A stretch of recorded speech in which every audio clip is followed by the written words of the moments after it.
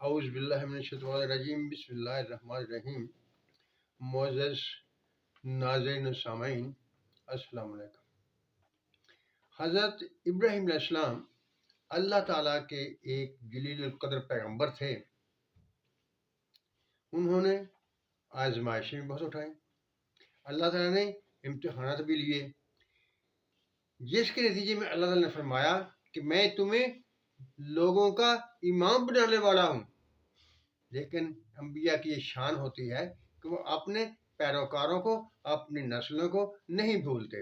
انہوں نے کہا، حضرت ابراہیم علیہ السلام نے اللہ تعالیٰ سے کہا، اور میری نسل میں سے اللہ تعالیٰ نے فرمایا یہ عہد ظالموں کو نہیں پہنچے گا، لیکن جو لوگ اللہ کی راہ میں چلیں گے ان کو یہ سلسلہ، اس کا صلہ ملتا رہے گا۔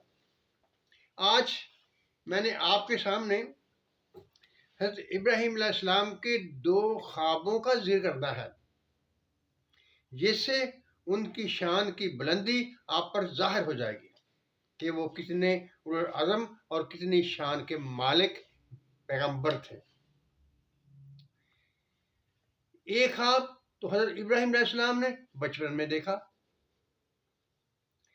جو توحید کی تصدیق کرنے کا تھا، یعنی انہوں نے دلائل سے توحید کو سمجھا۔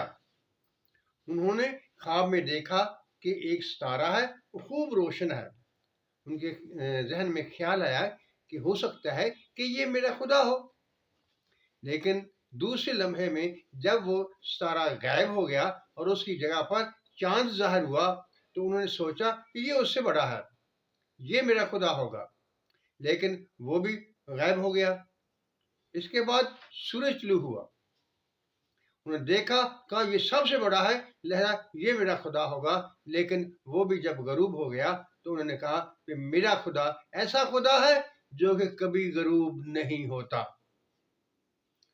ناظرین کرام، علماء کرام اس واقعے کو بیان کرتے ہیں، لیکن وہ اس کے بارے میں یہ نہیں بتاتے کہ یہ خواب کا معاملہ تھا یا شعوری معاملہ تھا، یعنی دن کے وقت تھا یا رات کے وقت تھا۔ حضرت ابراہیم نے شعوری طور پر اس کو دیکھا تھا۔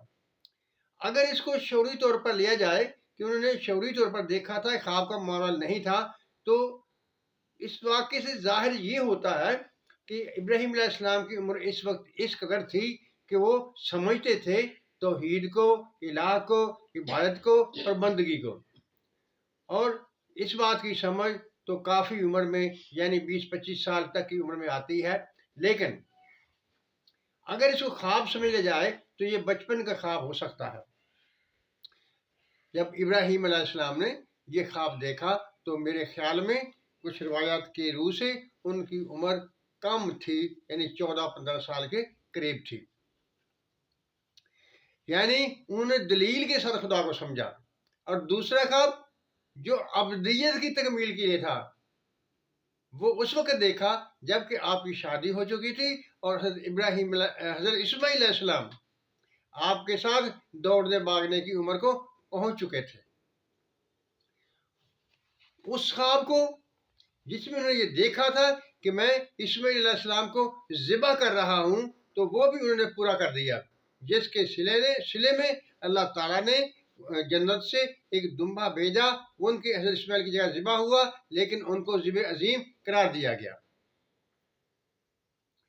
اس میں تردد ہے کہ حضرت اسماعیل علیہ السلام کی قربانی جو تو تکمیل تک نہیں پہنچی تھی، بلکہ اللہ نے اسے پہلے قبول کر کے اس کی جگہ دمبا بھیج دیا، وہ ذبح عظیم ہے، یا حضرت امام حسین کی قربانی جو انہوں نے 72 تن کربلا میں پیش کیے، ان کی شہادت ہوئی، وہ عظیم قربانی ہے۔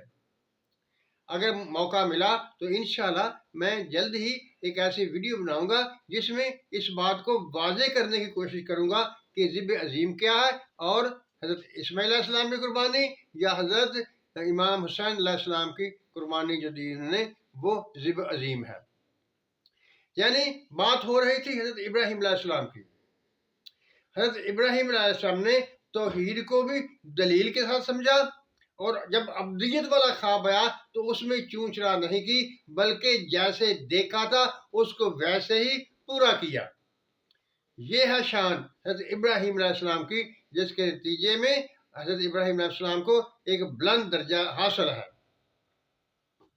معزز ناظرین السامعین، خواب ویسے تو کوئی اہمیت نہیں رکھتے، ان سے مسائل اخذ نہیں ہوتے، لیکن جن خوابوں کا قرآن مجید میں اللہ تعالیٰ نے ذکر کیا ہوا ہے وہ خواب اتھینٹک ہیں اور ان سے مسائل اخذ ہوتے ہیں۔ اللہ تعالیٰ ہم سب پر اپنی رحمتوں کی بارش کرے اور ہم پر اپنا فضل کرے، آمین، والسلام، اللہ حافظ۔